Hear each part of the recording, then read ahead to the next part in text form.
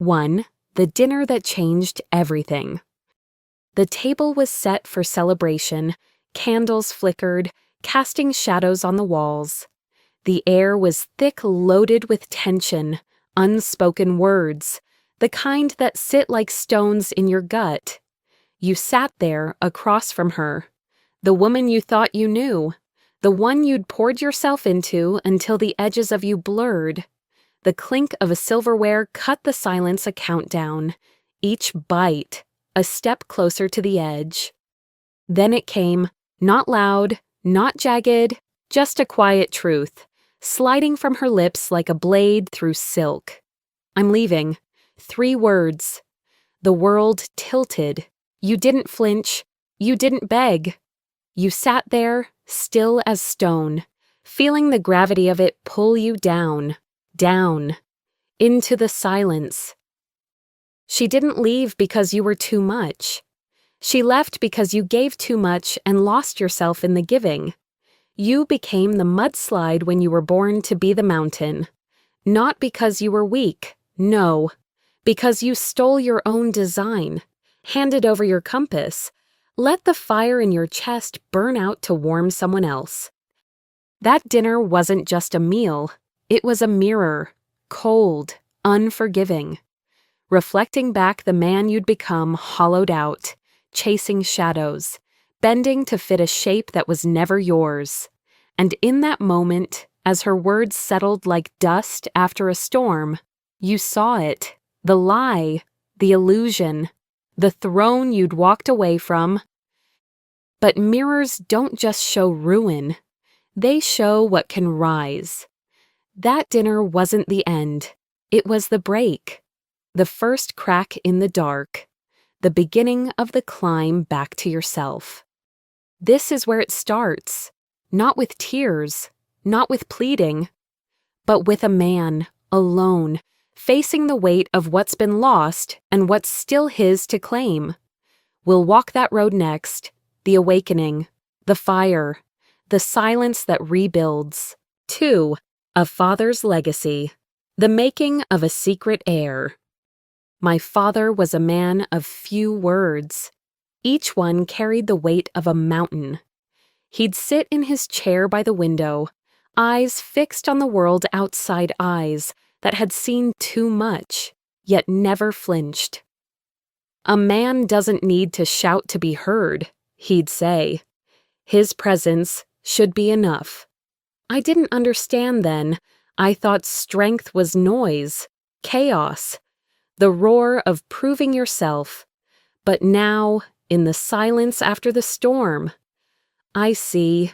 He was teaching me to be the mountain, not the mudslide. He'd tell me stories, not fairy tales, not legends, stories of men who stood firm when the world tried to break them, men who didn't chase the wind, but let it howl around them. Time reveals all, he'd say. Wait, and the truth will come to you. I thought he was passive, weak, even. Now I know he was the master of his own time, not a slave to it. His silence wasn't empty, it was gravity. I was his heir, not the way the world counts it. No gold, no land, no throne. He left me something heavier, something no one can steal. He left me the blueprint of a man who knows his edge, who walks with weight, who doesn't bend to the noise of others. I was the secret heir to his silence, his direction, his unyielding presence. But I forgot. In the chase for her eyes, for the world's nod, I forgot. I traded the mountain for the mudslide, the compass for a shadow. I gave too much, lost myself in the giving. Not because I was weak, because I turned from my own design. I became the man who flinches. He told me once about a man who built on sand. The storm came. The house fell. Build on rock, he said. Make your foundation a thing that doesn't move. I thought he meant money, status, the things men bleed for. Now I see he meant me. He meant a self that holds when the chaos hits. In the wreckage of that dinner, in the echo of her walking away, I hear him. His voice cuts the dark. You are not what they make you. You are what you choose. He gave me the map, the fire, the tools to stand through any ruin. But I followed a star that wasn't mine, one that led me to the edge of myself. That choice, its weight, its cost comes next. The marriage, the masks, the slow unraveling of a man who had it all and let it slip. 3. Marriage of convenience, love, lies, and leverage. The ring was cold when I slipped it on her finger, a vow spoken in a cathedral's shadow. I thought it was love, thought it was fire, but it was a contract, a map drawn in whispers, not flames. A marriage of convenience hers, not mine. Catherine didn't walk into my life by chance. She chose me, not for my heart, not for my soul, for my name, for the keys to a kingdom she already owned. I was the pawn, dressed as a king, and I played the part blind, eager, hollow. Love was the mask we wore. In public, her hand rested on my arm, soft, but calculated. In private, her eyes never lingered. They scanned, they measured. Every word I spoke, every move I made filed away, a piece in her silent game. I thought I was building a life. I was building her throne. I've seen it before. My uncle, married to a woman who wanted his wealth, not his warmth, woke up one day, a stranger in his own house. Or the CEO down the street, wed for alliances, not affection. His wife ran the show while he smiled for the cameras. Warnings carved in stone. I ignored them. Thought I was stronger. Thought love would be enough. But love doesn't live in a ledger. It doesn't breathe in deals. She didn't want safety. She wanted leverage. A man who'd stand tall so she could climb higher. And I gave it to her, gave her my strength, my direction, my fire. Not because I was weak, but because I stole my own design. I traded the mountain for a mirror, saw only what she showed me. One night, it hit, lying in the dark, her breath steady beside me. I wasn't her partner. I was her tool. A stepping stone to a crown I didn't even know existed. The truth cut deep, not rage, not yet. Clarity, cold as steel. I saw the lie, not hers mine. I'd built a cage and called it a castle. That moment wasn't the end. It was the crack in the stone. The first step out of the shadow. I didn't shout, didn't break. I watched. I waited. Like my father taught me, time reveals all. And in that waiting, I found something. Not love, not her, me. What came next wasn't just a plan, it was a reckoning. A man learning to pull the strings instead of dancing on them. We're headed there now, into the silence, the strategy, the edge where a man becomes more than a pawn. 4. Puppet strings. The art of covert control. I thought I held the reins. Thought I carved the path. Each deal signed. Each handshake firm mine. But every move I made danced on her strings. Catherine's strings. Invisible, taut. Pulling me through a maze I never saw. She didn't shout orders, didn't demand, didn't need to. Her power was in the silence, a nod at dinner, a question over wine. Richard, what if we tried this? Her words, soft as smoke, slipped into my mind, and I called them my own. I built empires on her whispers, never saw the hand that shaped the clay. She was no queen on a throne. She was the shadow behind it.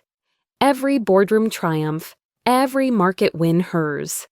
She moved through shell companies, loyal allies, quiet deals in rooms I never entered. I was the face, she was the will. I strutted, she steered. Not because I was weak, but because I lost my compass. Gave it to her, thought it was love. I've seen it before. A friend, Mark, thought he ran his firm. Until his silent partner pulled the plug, years of moves orchestrated in the dark. Or the politician down the road, smiling for votes while his advisor scripted every word, puppets. All of them. Dancing on strings they never saw. I swore I'd be different, swore I'd stand tall, but I didn't see her hand, didn't feel the tug, until the stage went dark. She owned the game, stockpiled shares through shadows, whispered to loyalists who bowed to her father's name. Every late-night strategy session, every brilliant idea I claimed she planted them. Like a gardener sowing seeds in a field I thought was mine. I was the harvest, not the farmer, and I never questioned why the ground felt so steady beneath me. The truth hit like a blade, not in the heat of a fight, not in a boardroom clash, in the quiet, lying awake, replaying her words, her calm, her control. I wasn't leading, I was led. Not because I lacked strength, but because I traded my edge for her approval. I became the mudslide when I was born to be the mountain. But in that silence, something stirred. Not rage, not yet. Clarity, cold, sharp. I saw the strings, felt their weight, and for the first time, I wondered what it would feel like to cut them, to walk without their pull, to stand as my own. That wondering, it's a spark, a fire waiting to catch. What comes next is the blaze, the moment the strings burn, the moment a man finds his edge again. 5. The affair, when ambition meets opportunity. The first glance wasn't innocent, it lingered. A spark in the dark. Olivia's eyes met mine across the boardroom sharp, hungry, alive, not with love, with ambition. And I fell, not for her, for the mirror she held reflecting a man I thought I'd lost. The affair wasn't born in passion. It grew in the cracks of my life, late nights, empty promises, a marriage that was a stage, not a home.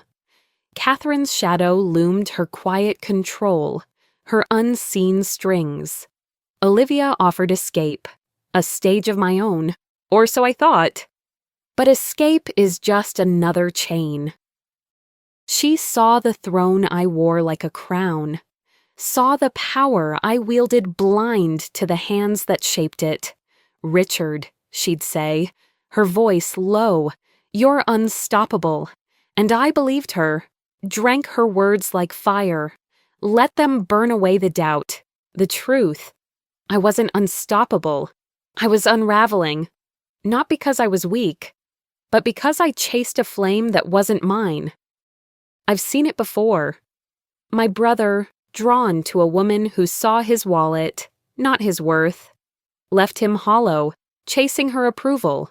Or the man at the bar, trading his vows for a stranger's smile, waking up to regret. I knew the signs, the warnings carved in their eyes. But ambition blinds, opportunity whispers, and I listened, stepped off the mountain, became the mudslide. Catherine knew, not from whispers or spies, from me, my late returns, my distracted gaze. She didn't rage, didn't break. Her silence was heavier than any scream. She watched, waited, a predator in the dark, letting the prey tire itself out. And I ran, straight into Olivia's arms, thinking I was free, never seeing the cage. The affair wasn't love. It was a transaction. Olivia wanted my power. I wanted her worship. Two shadows circling, each taking what the other offered. But shadows don't last. They fade when the light hits, and the light was coming. Not from her, not from me. From the woman I'd underestimated. One night, it struck.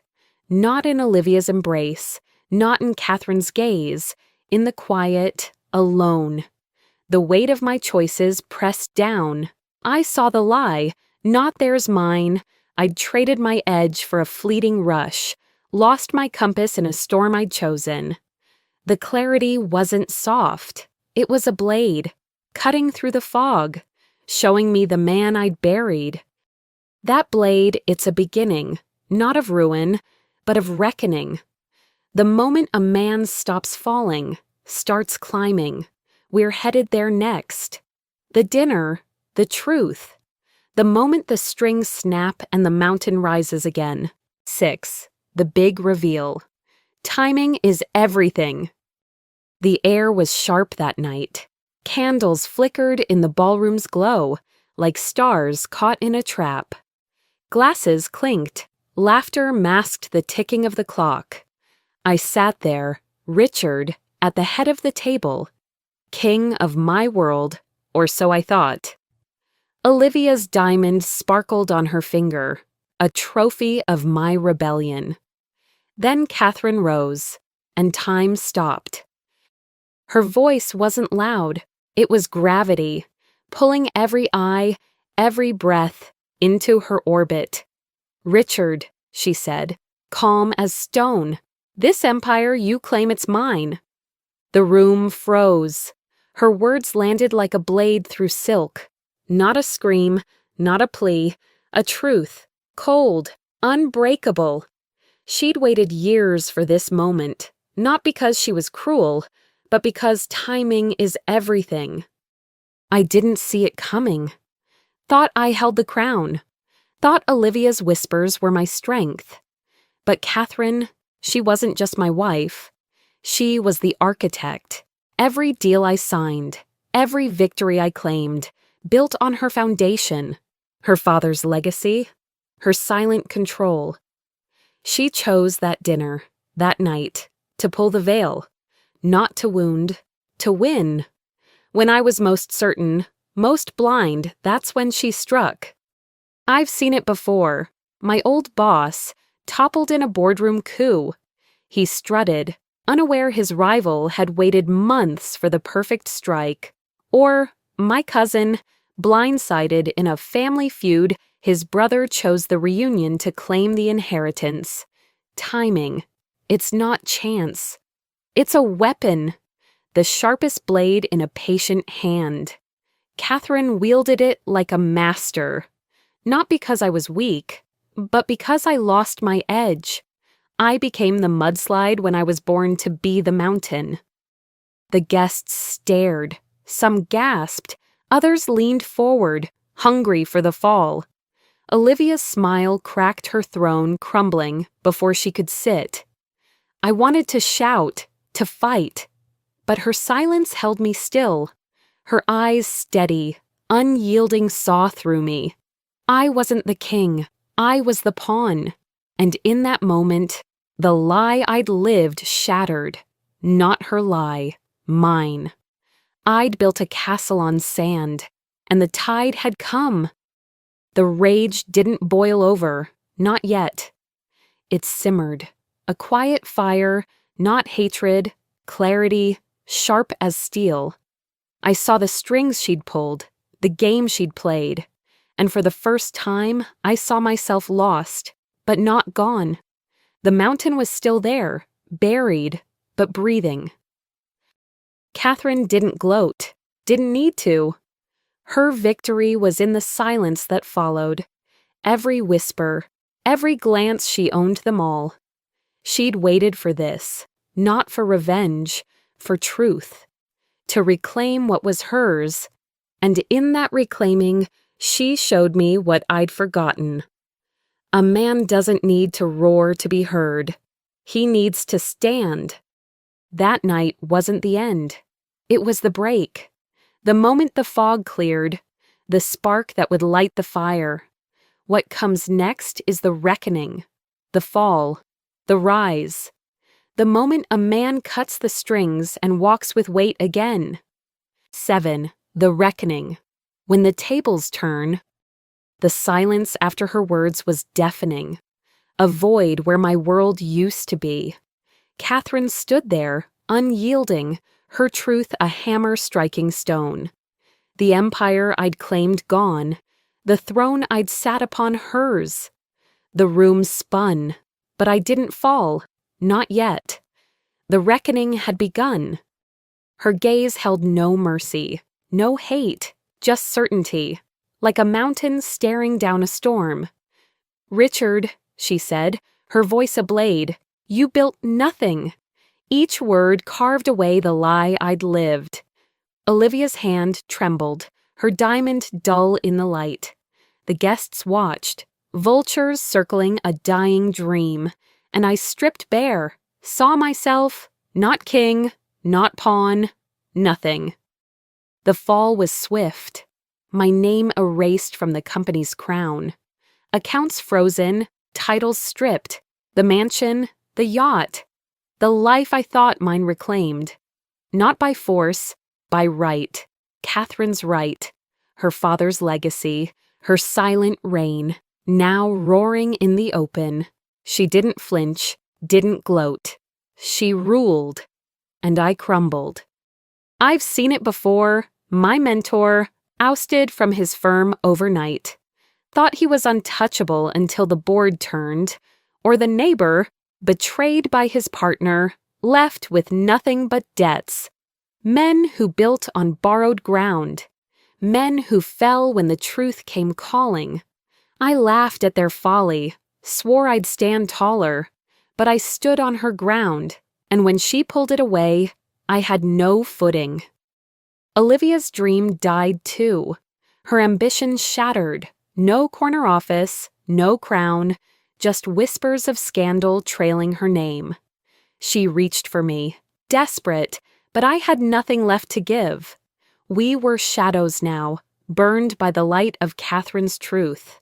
Not because we were weak, but because we stole our own design, chased thrones that were never ours. The rage came then, not loud, not wild. A quiet fire. Not at her she'd played the game better. At me, for being blind, for bending, for trading my edge for a fleeting rush. The clarity was brutal, a mirror showing a man who'd lost his way. But in that fire, something stirred, not ruin, resolve, a spark in the dark. Catherine took her place, not with fanfare, with weight. The board bowed, the empire turned, her vision clear, unyielding reshaped the world I'd thought I owned. She didn't need to shout, her presence was enough, and in her silence, I heard my father's voice. "Stand on your own ground, or you'll fall." I'd fallen, but I wasn't finished. That moment wasn't the end. It was the forge, the fire that burns away the false, leaves only what's true. What's next isn't defeat. It's the rise. The man who walks out of the ashes stronger, sharper, whole. 8. Rising from the shadows, a new dawn.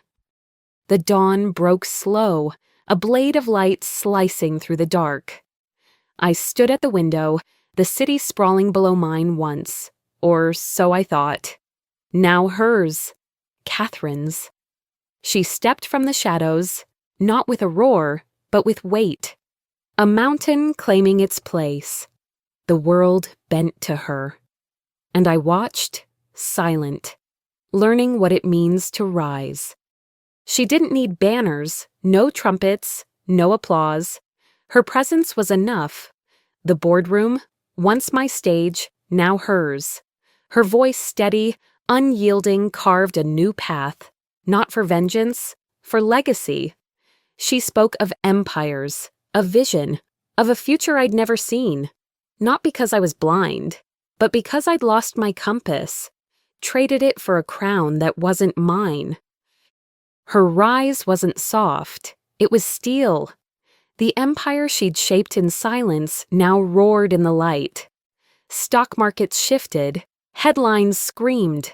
Men who dismissed her as a shadow now scrambled to kneel. She didn't flinch, didn't bend. She stood rooted, like the mountain I'd forgotten to be. Her father's fire burned in her eyes, his throne, her birthright, reclaimed.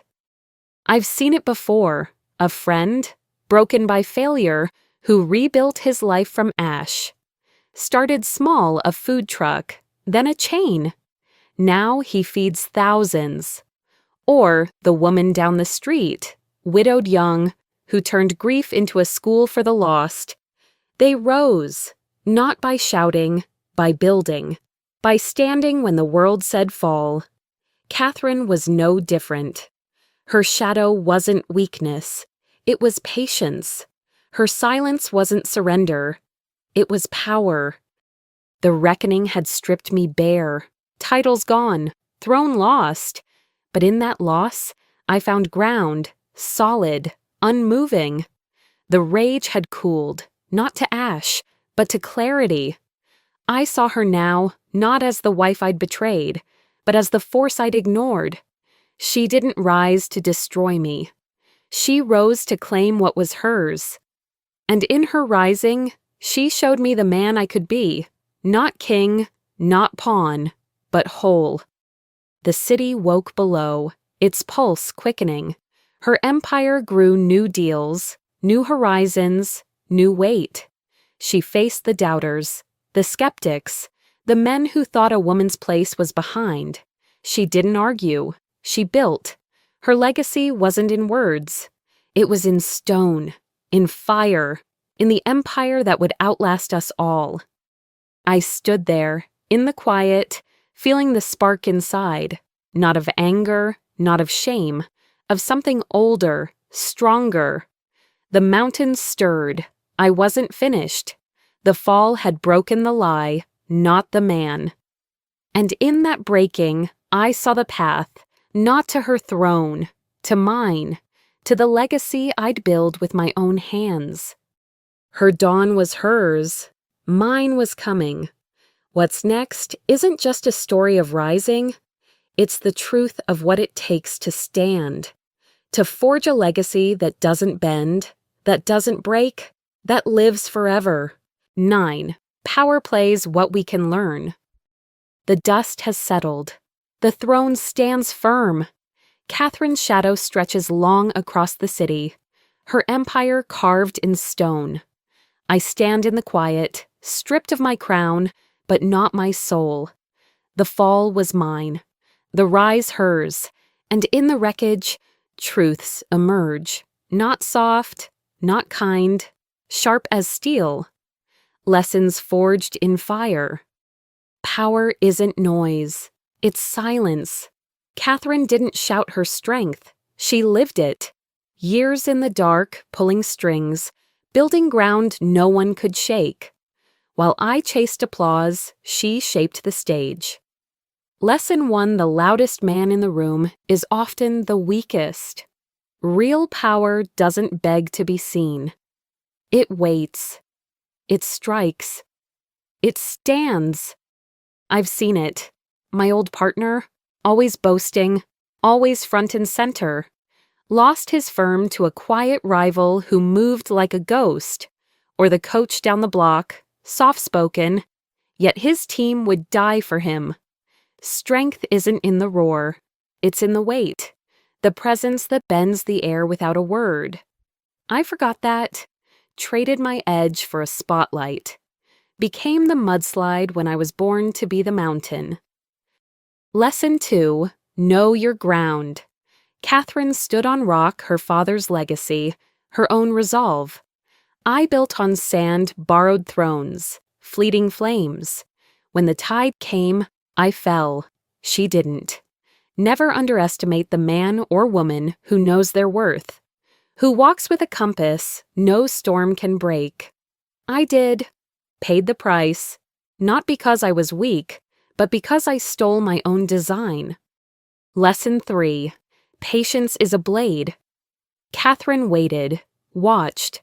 Let me strut, let Olivia dream, let the world spin its lies.